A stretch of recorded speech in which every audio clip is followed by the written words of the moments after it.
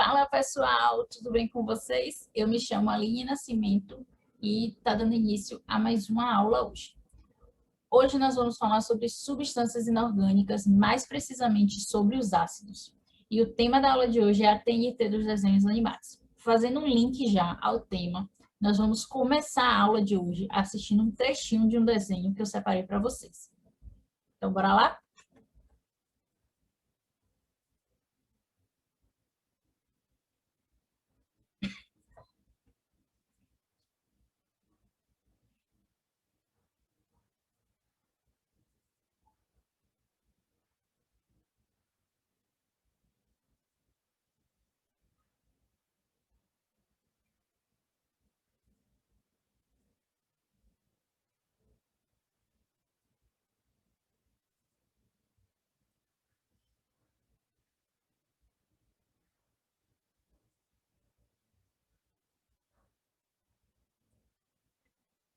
Pois peguem agora todas as informações que vocês conseguirem coletar desse vídeo, que vocês imaginaram aí, que vocês pensaram o que é que tem isso a ver com a nossa aula, o que é que a TNT tem a ver com ácidos, e bora levar para o próximo slide, certo? Então, aqui no outro slide, nós temos um estômago, a representação do nosso estômago, do vinagre, que você tempera a sua salada, e do limão, que você usa para fazer suco. Você consegue imaginar alguma ligação entre isso e o vídeo que a gente passou? Não? E agora, fez uma conexão, não fez não? Você já... agora eu já sei. Agora a gente tem aqui uma abelha, um refrigerante cola e uma água gaseificada, e agora tudo ficou mais claro para você. Se não ficou, não se preocupe. No próximo slide, com certeza você vai matar a ligação entre todos. Aqui nós temos a imagem, uma ilustração de uma chuva, e você pode observar que em alguns lugares onde essa chuva caiu, ela fez um estragozinho, hein? E isso aqui é decorrente de muito assunto, sempre está na reportagem, sempre sai nos jornais, você já deve ter visto. Não já? E agora que tudo ficou mais claro, chega de suspense e finalmente eu vou deixar ainda mais claro para vocês. Bom, a TNT que aparece no desenho, ela nada mais é do que um explosivo. E esse explosivo ele é feito com ácido nítrico, HNO3. Olha o ácido aí. Ele tem inúmeras aplicações, mas essa é uma das mais conhecidas. A outra ilustração foi a chuva ácida. O nome já está dizendo, né? Chuva ácida. Nos locais onde são menos poluídos, a chuva tem a presença do ácido carbônico, H2CO3. Mas, quando está muito poluído, então aparece também o ácido nítrico e o ácido sulfúrico, que vai dar o famoso fenômeno chuva ácida. Outros que apareceram foi o limão, o vinagre e o nosso estômago, e eu quero chamar a atenção de vocês. Ó, atenção aqui! Que o limão e o vinagre, eles são ácidos orgânicos, mas eles vão ter importância deles para essa aula. Então, já faz um linkzinho aí no seu caderno, puxa uma setinha e escreve aí que esses dois são ácidos orgânicos, certo? O limão tem um alto teor de ácido cítrico e o vinagre é uma solução aquosa de ácido acético. Beleza, Pro. E o estômago? Bom, o estômago a gente sabe que tem nele o suco gástrico, não é? Esse suco gástrico, ele é composto por algumas enzimas e ácido clorídrico. Sim, no seu organismo tem ácido clorídrico. Ah, Pro, se tem ácido clorídrico, por que eu não posso fazer ingestão de outros ácidos? Gente, é no estômago, não é em todo o seu aparelho digestivo, certo? Então, significa que você não deve sair por aí fazendo a ingestão de ácidos, principalmente porque muitos deles são corrosivos, pode acarretar em muitos males à sua saúde. Muitos males, desculpe. Então, continuando, A abelha que apareceu. Bom, o veneno injetado pelo ferrão da abelha tem características ácidas. Você sabia disso? Se você não sabia, agora você já está sabendo, já pode compartilhar com seu amigo a informação. E na água gaseificada?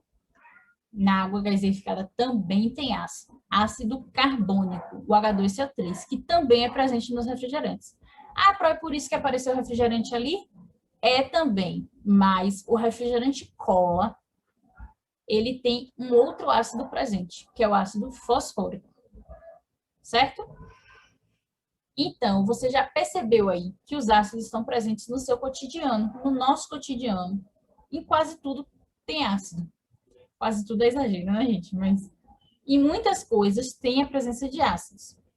Então, por causa disso, agora a gente vai estudar os ácidos e vai começar pelo conceito de Arrhenius. Arrhenius é esse senhor aqui, ó, que está representado aqui no meu lado esquerdo da tela. Ele dizia que ácido é todo composto que, dissolvido em água, vai originar H+, como único cátion. E o ânion vai variar de ácido para ácido. Então, aqui, na minha representação, eu tenho moléculas de cloreto de hidrogênio, tá vendo? Ou ácido clorídrico, que ao ser colocado em água, vai resultar em cátions de H+, e o ânion de Cl-. Se fosse um outro ácido, ia ser representado com os cátions de H+, e aqui, em vez do ânion de Cl- do cloreto, ia ser um outro ânion, certo? Então, quais são as características dos ácidos? A primeira a gente já viu, que no meio aquoso eles vão se ionizar e vão formar cátions de H+, e um ânion que vai depender do ácido.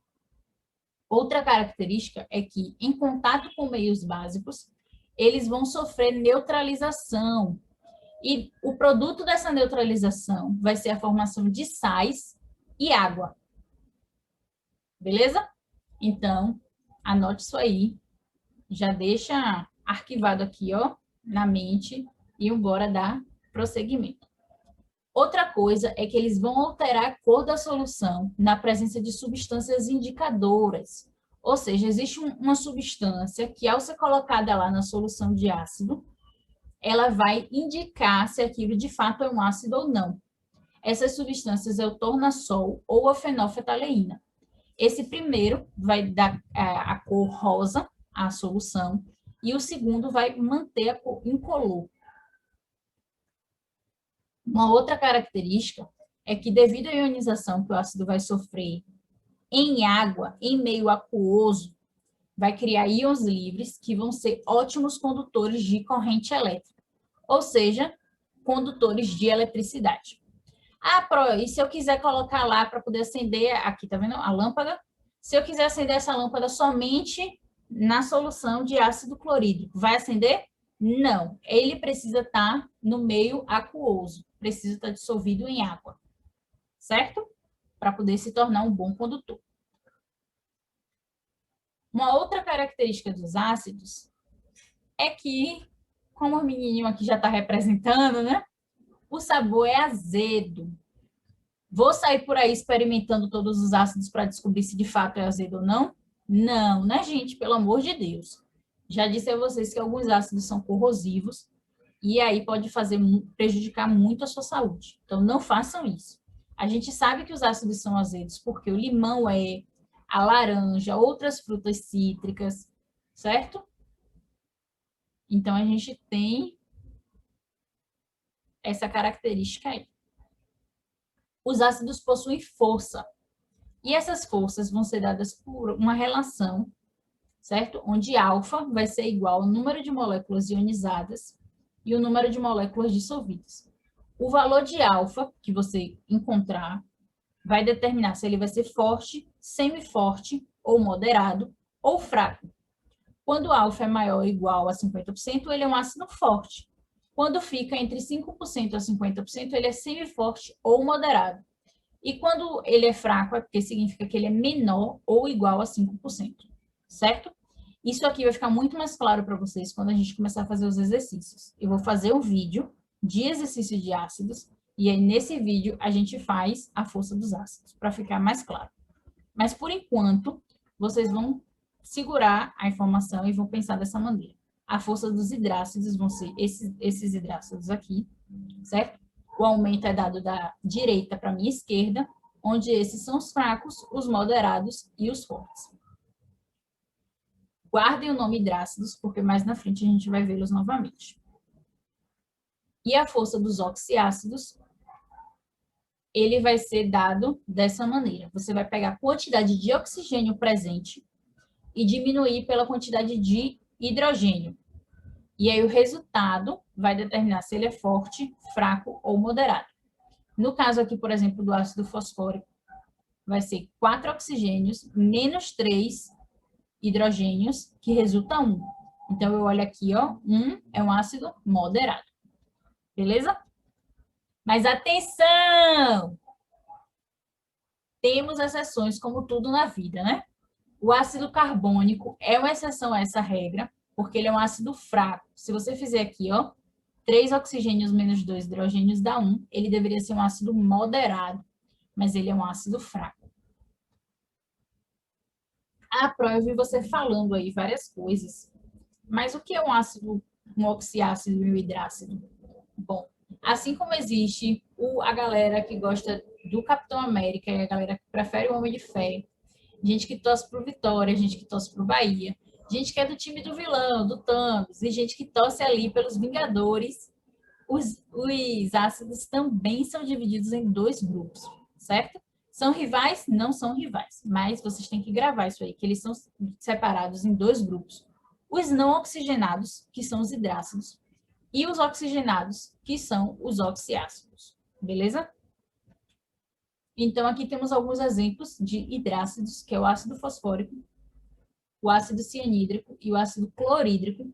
E do lado de cá, os oxiácidos, ácido nítrico e o ácido sulfúrico.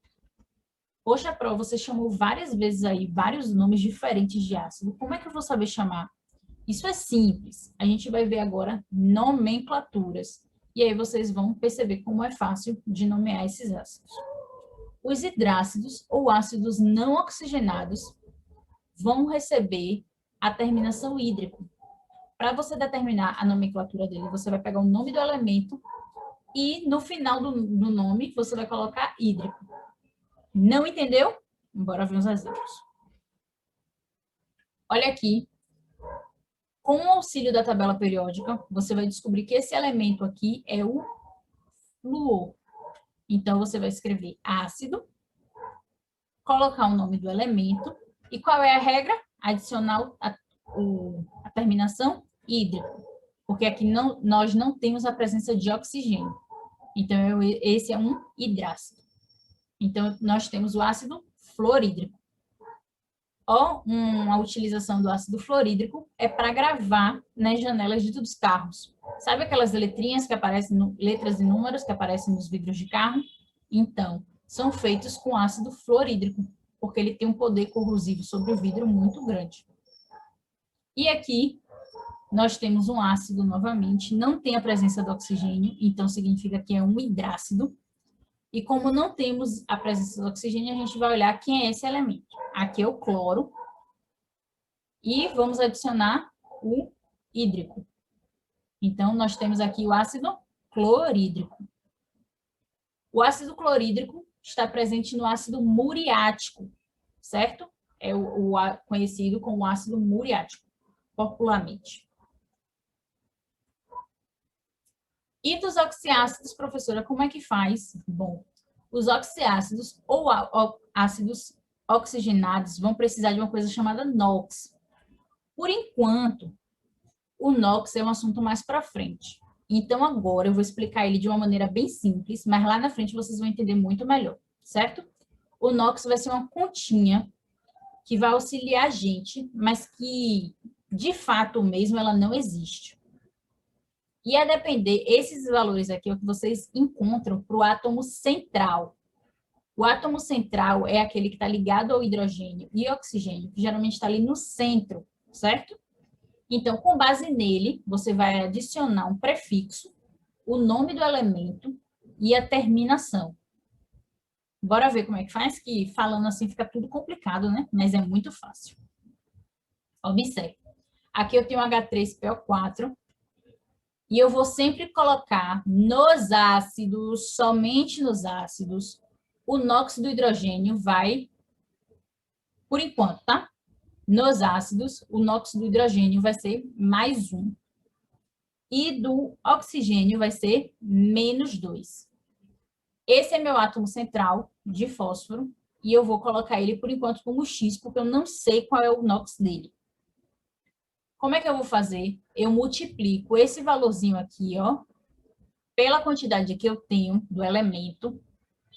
Aqui não tem a representação, mas significa que é 1, 1 vezes x, e aqui menos 2 vezes 4, certo? Então, 1 vezes 3 dá 3, mais x, sempre somando, tá, gente? O do elemento de cá com o outro, o elemento de seguida, e assim por diante. Menos 2 vezes 4 dá menos 8. Você mantém o sinal e multiplica os números. Agora eu vou tirar esse daqui de dentro do parênteses, só vou fazer isso, tá? O menos com mais vai continuar menos. Se eu tenho uma dívida de R$8 e eu estou pagando R$3, eu continuo devendo 5, não é isso? Então fica aqui, ó, menos 5.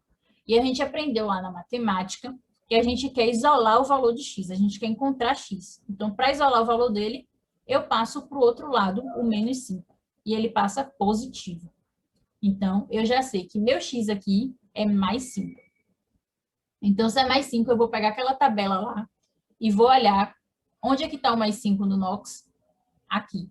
Então, significa que eu não tenho um prefixo, eu vou colocar o nome do elemento, que é o fósforo, e adicionar o ICO, certo?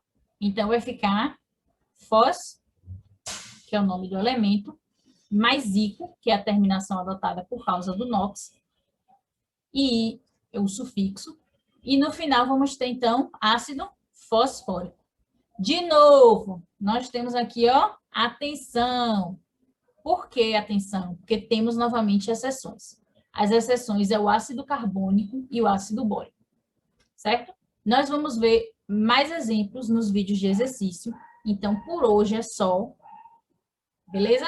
Qualquer dúvida, tem um espaçozinho aqui no site da gente para poder vocês colocarem as dúvidas de vocês, no momento de vocês. E é isso, galera. Fique